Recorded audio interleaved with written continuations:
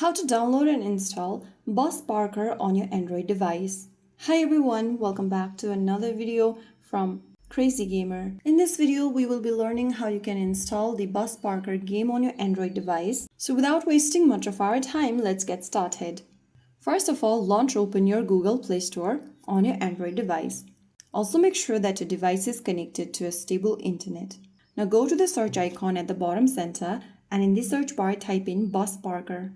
Look for the game from GameBiz, this one over here. It says Bus Parkour School Run. Now tap on Install to begin downloading the app on your device. Make sure that your device is connected to a stable internet. It'll take a while depending upon your internet speed. Once the game is installed, tap on the play button to play the game open. And there you have it. That is how you download and install the Bus Parkour game on your Android device. If you found the video helpful, don't forget to like, share, and subscribe to our channel.